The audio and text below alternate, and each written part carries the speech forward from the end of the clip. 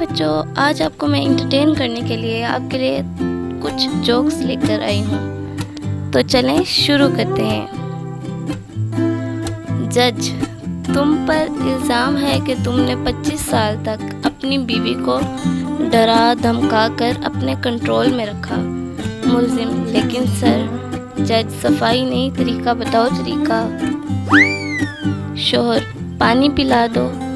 बीवी, प्यास लगी है क्या आपको? शोहर, नहीं, चेक करना है कि गला कहीं से लीक तो नहीं हो रहा।